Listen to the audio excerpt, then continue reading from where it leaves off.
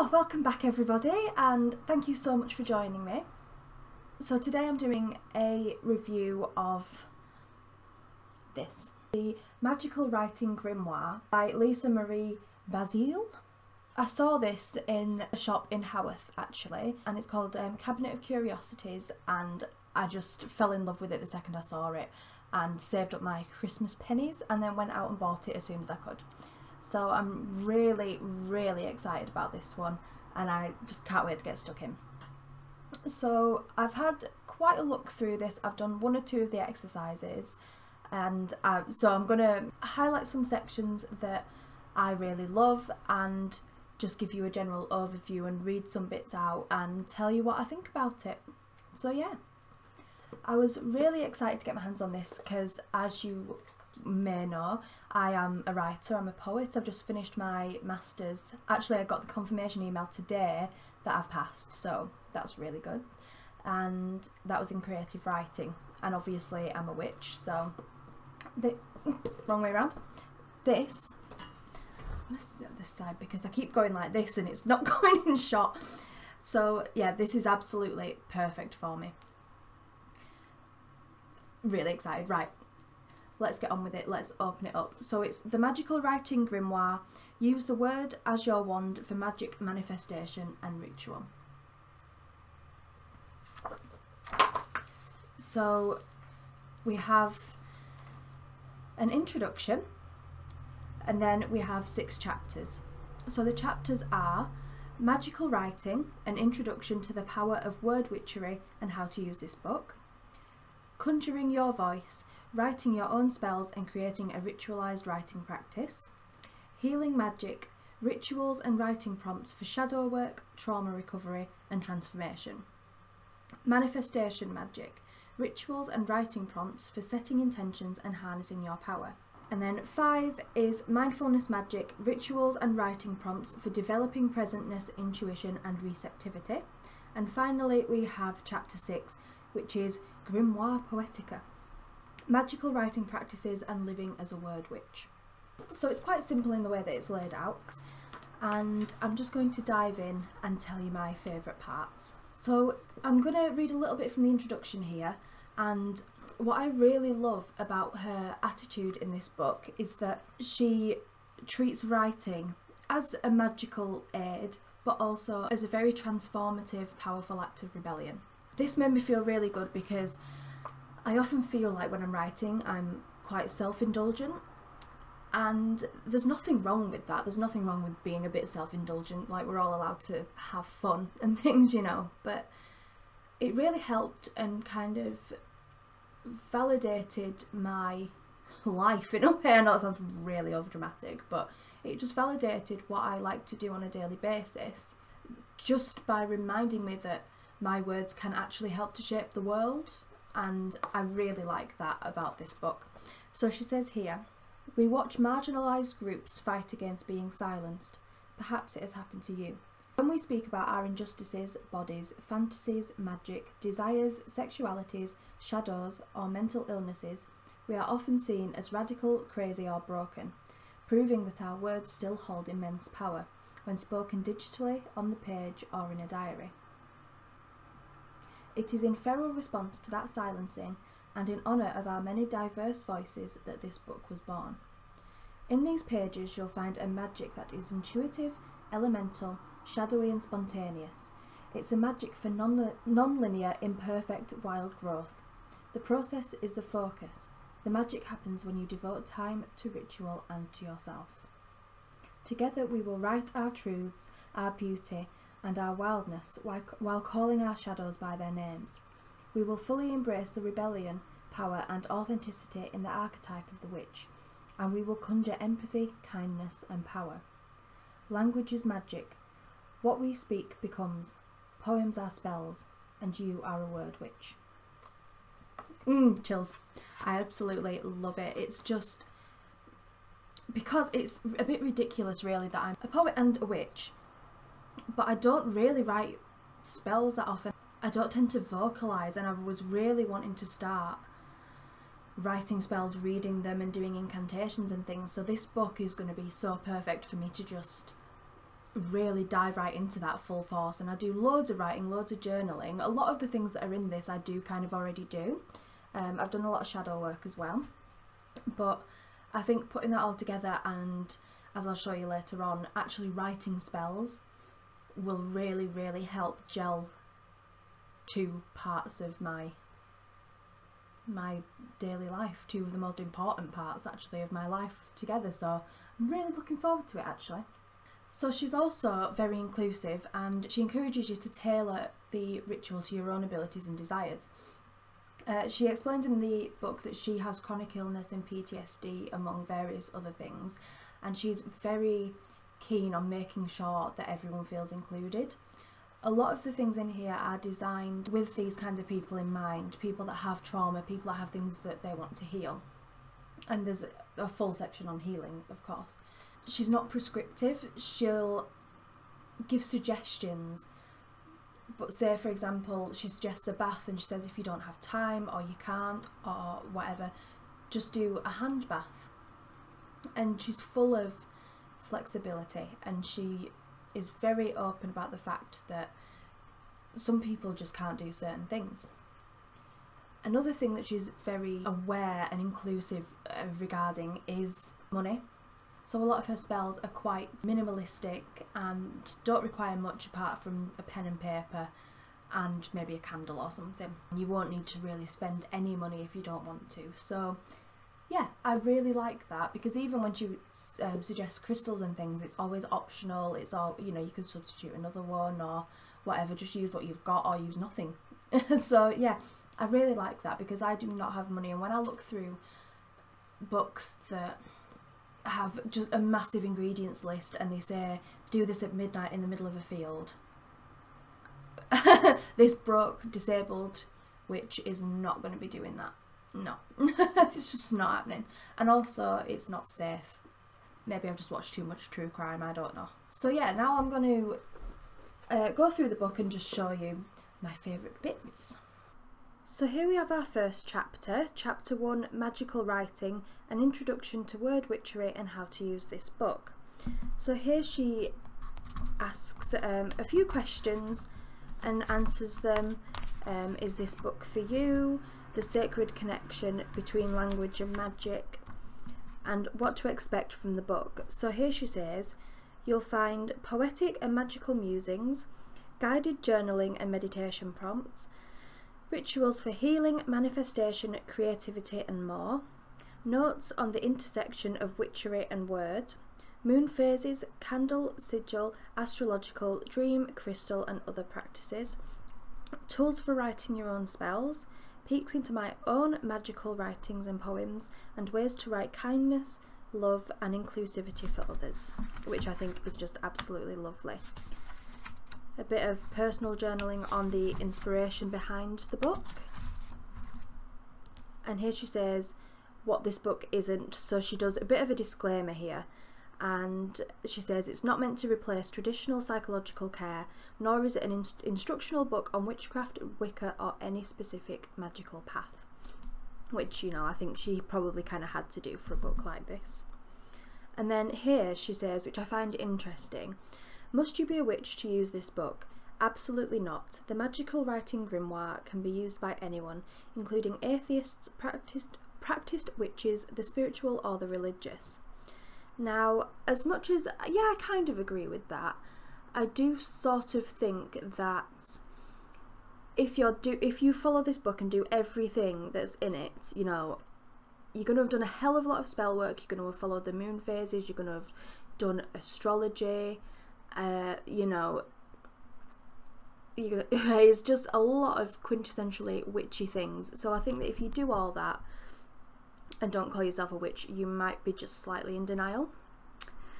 Might get in trouble for saying that, but I do kind of think, I mean, if you've done all those things, if you practice witchcraft, which is literally what this book is, she calls it word witchery, literally witchcraft is this book. And yeah, so think what you will about that. Can you practice witchcraft and not be a witch? I don't know, but anyway, I do kind of agree though that people might just do it for the fun of it and not necessarily take the practice that seriously. That you can just, if you're a writer that's wanting to get a new angle, yeah, you can definitely use this book to just sort of shake things up and approach it in a different way. So yeah, I guess a big section on how to use the book. So here, chapter 2, conjuring your voice, writing your own spells and creating a ritualized writing practice. So actually I've had to skip ahead quite a lot to show you my favourite part of this chapter, and it's here, designing an intentional altar. And I've been a little bit stuck with my altar space. I change it up quite regularly, and recently I've just not quite been feeling it, so this was really good to kickstart me and think about incorporating some of my literary loves onto my altar. So that's what I'm going to begin doing. So it's really nice to just have that little bit of inspiration, and especially for the beginner. It's got a lot of very typical things in it, like cleanse your altar space with lavender or whatever, you know, use ancestral items, tarot cards, crystals, the elements, that kind of thing. But it also includes let the literary light in, decorate with your favourite books, hang up photos of your favourite writers, and handwrite scrolls with literary quotes. And then art and poetry. Make your own paintings, photographs, poems, drawings and sigils and arrange them on your altar. This generative energy will fill your space with magic. It's all reasonably well known, but I just quite liked that section. It just felt very wholesome and useful when you're in a bit of a slump and can't think what else to put on your altar and what to do. And then here on page 62 we have a section on automatic writing and tapping into the liminal. Now, this is a stream of consciousness, and automatic writing is one of my absolute favourite things to do when I'm in a slump with my writing, and I really should get into the habit of using it in my spiritual practice as well. So this was really, really interesting, and again, all the ingredients, I always say ingredients, materials are a pen and paper and a candle. So she keeps it super simple, and yeah, I just love automatic writing. So if you don't know what it is, she says sit somewhere comfortable with a pen and paper, light a candle, meditate or breathe deeply. You can repeat a mantra, follow a guided meditation, or do a few yoga poses, whatever feels grounding and intentional in your body. That's another example of how kind of loose she is with it, and just says do whatever you do to ground yourself, which I really like. So now let's move on to the next chapter after this behemoth of a chapter. So now here we are on chapter 3, which is healing magic, rituals and writing prompts for shadow work, trauma recovery and transformation. So this again is a good one for those of us that have suffered trauma, those of us that have physical health issues, mental health issues, on practicing healing magic without even knowing it, shadow work, trauma recovery and allowing yourself magic and healing. Here on page 86 we have an exercise called Shedding Old Skin, Writing a Eulogy for the Past. And I absolutely love that idea. And basically she kind of suggests that you hold a full-on funeral for the past, which I just think it's amazing, it's decadent, and it's so rich and symbolic, and it's a time of really just focusing on you, and it's such a radical act of self-love, and yeah, I just think it's absolutely just awesome. So now we arrive on chapter 4, which is manifestation magic, rituals and writing prompts for setting intentions and harnessing your power. And here is my favourite part of this chapter, which is manifesting change at the community level. So this is about actually getting out into the real world. So she basically says, as a magic maker or witch, your practice is intimately tied to nature, and with this connection comes a sacred bond, a promise to care for your community and your planet. We are all natural beings, and being divorced from this mentality does not serve us. It keeps us disconnected, lonely, and fighting for our lives and the lives of species across the globe. While manifesting is often thought of as a magical practice, its roots are in the mundane. Once we think of doing something, we put our energy into making it happen. Magic simply helps us ritualise that process. Work with other witches or your coven to make changes at the community level. And then she just gives some ideas. Work together to gather clothes or create a clothing drive to support local homeless shelters. You can charge the clothes beforehand so they find the right home and deliver joy to the person wearing them. Join a community garden to do volunteer work. Join a community grief group as a volunteer, and many more fabulous suggestions. And then she says she's got a section about using social media to set intentions and send support to others, which I also just find absolutely fantastic. So now we come on to our penultimate chapter, which is chapter 5, Mindfulness, Magic, Rituals and Writing Prompts for Developing Presentness, Intuition and Receptivity. I absolutely love the illustrations in this book. She's got these quotes dotted through the book, and I just think it's an absolutely stunning piece of art. So here we have chapter 6, which is Grimoire Poetica, Magical Writing Practices and Living as a Word Witch. So like I said, this is my favourite section of the book. There's just so much beautiful and rich information.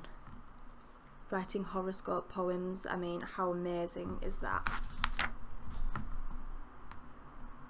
If we want a real spirit to settle into our words, we can present them with care, art and magic.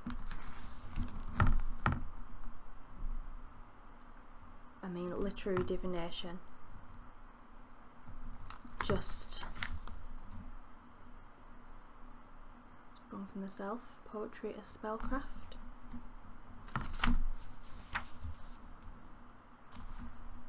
And here she's just got loads and loads of different things that you can do. Dream poetry, herbal poetics, write the liminal, word worship, and just a bunch of ideas here for different spells. On asking nature for messages and inspiration.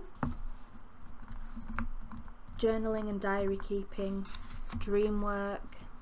I mean, I'm sure by now you can see what I mean about if you do all of these things then you probably are a witch, whether you claim to be or not, but anyway. She's got loads of things about correspondences as well. Correspondences from your dreams and in the mundane realm. Creating playlists, write what you'd like to dream about, and then a gorgeous illustration first and foremost. And then using social media as a word witch, which I find incredibly beautifully interesting.